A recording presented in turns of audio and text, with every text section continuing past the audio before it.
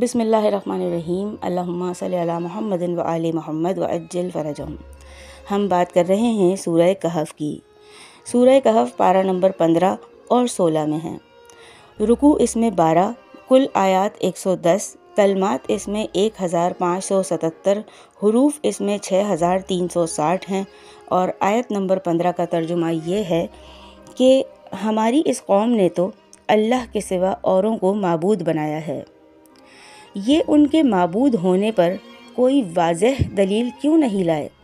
پس اللہ پر جھوٹ بہتان باندھنے والوں سے بڑھ کر ظالم کون ہو سکتا ہے؟ سامعین گرامی، یہ ان کی مردانہ ہمت تھی اور حق کی طاقت اور اللہ تعالیٰ کی خاص توفیق کہ وہ حاکم وقت یا حالات حاضرہ کے سامنے چٹان کی طرح ڈٹ گئے اور صاف کہہ دیا کہ ہم مالک زمین و آسمان اور خالق دو جہاں کے سوا کسی اور کی پرستش نہیں کریں گے۔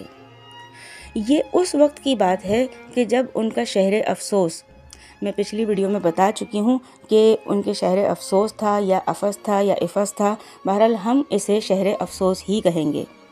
تو یہ اس وقت کی بات ہے کہ جب ان کا شہر افسوس ایشیائے کوچک میں بت پرستی اور جادوگری کا سب سے بڑا مرکز تھا، اور وہاں ڈائنا دیوی کا ایک بہت بڑا مندر تھا جس کی پوجا پاٹ کرنے کے لیے دور دور سے لوگ آتے تھے۔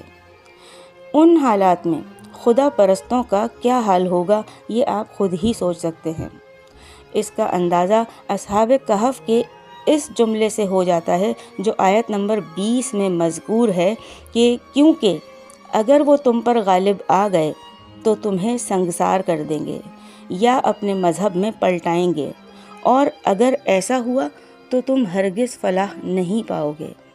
جی سامعین گرامی، یہ تھا سورہ کہف کی آیت نمبر 15 کا ترجمہ۔ ویڈیو آپ کو پسند آئے تو اس کو لائک کیجیے گا، شیئر کیجیے گا، کمنٹ کر کے اپنی رائے سے آگاہ کرنا نہ بھولیے گا، اور چینل کو سبسکرائب لازمی کیجیے گا۔